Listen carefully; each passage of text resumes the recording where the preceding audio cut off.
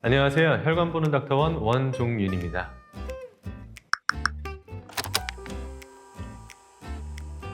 하지정맥류라고 하는 거는 하지, 다리에 생기는 병이라고 하는 거고요. 그 다음에 정맥류, 정맥에 생긴 병을 뜻하는 이야기인데요. 이 류라고 하는 거는 원래 포도송이 같다라는 데서 기원한 말이긴 해요. 그래서 하지에 생긴 정맥에 포도송이 같이 보이는 병이다 해서 하지정맥류라는 게 처음 탄생을 했습니다. 그러면은 이 정맥이라는 게 무엇이냐 먼저 우리가 이해를 좀 해야 돼요. 이 심장에서 피가 펌프질을 하면 동맥을 통해서 온몸으로 가고 온몸으로 갔던 피는 다시 정맥을 통해서 심장까지 돌아오게 됩니다. 피가 온몸으로 가는 게 동맥, 돌아오는 게 정맥입니다. 그렇다면 동맥만큼이나 중요한 게 정맥이 될 겁니다. 이 정맥은 알아서 피가 심장까지 올라와야 돼요. 하지의 경우는 피가 중력을 이겨내면서 심장까지 올라와야 되거든요. 그래서 정맥에는 판막이라고 하는 문이 있는데요. 심장에도 판막이 있지만 정맥에도 판막이 있는데 중간중간마다 있습니다. 피가 위로 올라갈 때, 심장으로 올라갈 때는 문이 열리고 심장에서 반대 방향으로 떨어질 때는 문이 닫힙니다.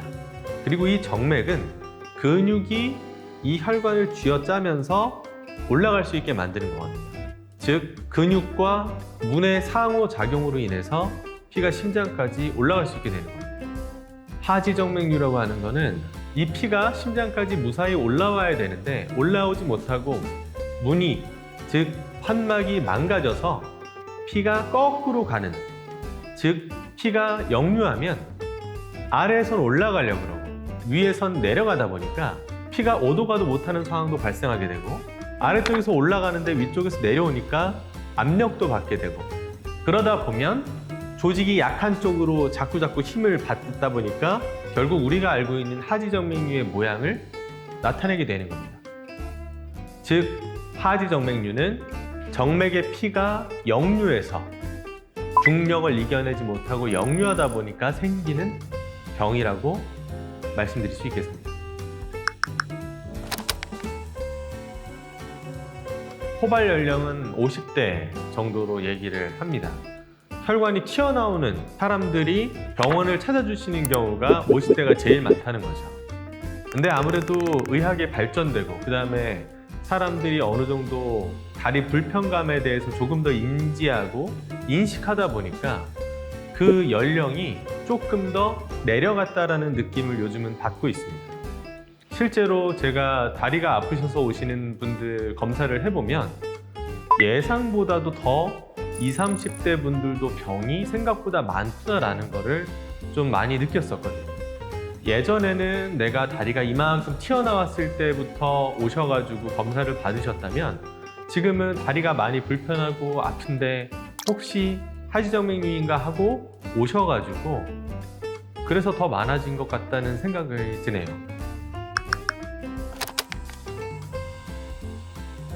대표적으로 잘 알고 계신 게 혈관이 튀어나오신 분들, 이게 증상이 되겠습니다.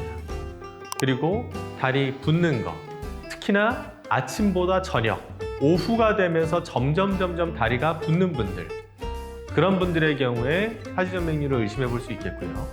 또한 다리 저림, 쥐남, 다리가 또 아프다거나 아니면은 왠지 모르게 다리의 특정 부분이 가렵다거나 아픈데 이게 확실하게 아프다고 말하기 조금 미묘할 정도로 설명하기 어려운 불편감, 설명하기 어려운 아픔, 이런 것들도 증상이 될 수 있습니다. 또 다리가 무거운 거, 오후되면서 다리가 무거워서 좀 걷기도 힘들고 서 있기도 힘들고 하는 증상들 역시 하지정맥류의 증상이 될 수 있죠. 이건 변외로 이제 하지정맥류가 있는 경우에 무릎 관절염이 훨씬 더 많이 생긴다라는 연구들도 있고요. 그래서 무릎이 아프신 분들 사실은 하지정맥류인 경우들도 있습니다.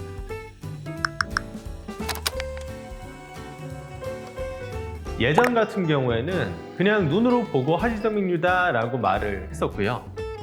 그 이후로 나온 거는 이제 엑스레이 검사인데 혈관에 조영제를 넣어서 정맥의 모양을 확인을 했었습니다. 그 다음에 나온 검사가 초음파죠. 초음파로 혈관의 모양이 어떤지, 어디서부터 어디로 가는지, 크기는 얼마나 되는지를 볼 수 있게 되었고요. 혈관 조형 CT를 이용해서 혈관의 모양, 주행을 알 수가 있게 되었습니다. 하지만 결국에 궁극적으로 가장 최고의 진단 도구는 도플러 초음파 검사입니다. 혈관 도플러 검사를 통해 혈관의 모양, 크기, 주행 경로, 피가 어디서 어디로 얼마만큼의 속도로 이동하는지를 모두 확인할 수가 있습니다.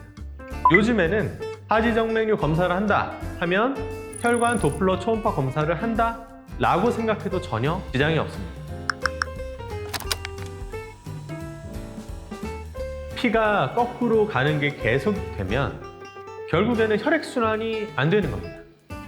피는 발부터 다리, 배, 심장에 이르기까지 계속 올라가 줘야 되는데 어디선가 계속 내려가는 부분이 있는 거예요.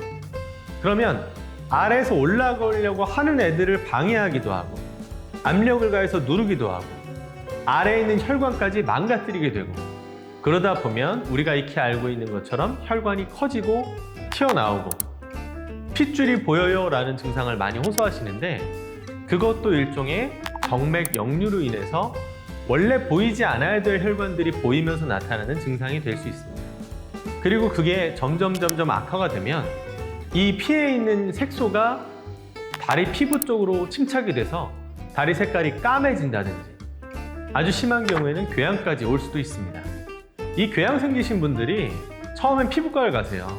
약을 주고 뭘 해도 안 나으니까 이제는 어디로 가시느냐? 이건 성형외과 하셔야 됩니다 라고 성형외과를 가세요. 성형외과에서는 계속 소독하고 해도 안 나으니까 결국에는 뭐라 그러냐면 여기다 뜯어내고 다른 데 살 갖다가 이식해서 붙여야 됩니다 라는 말을 들으신 분들까지 계세요. 하지만 사실 이거는 하지정맥류, 피가 제대로 전달이 안 되다 보니까 궤양이 생긴 거거든요. 하지정맥류만 치료하면 이 궤양이 깨끗하게 치료가 됩니다.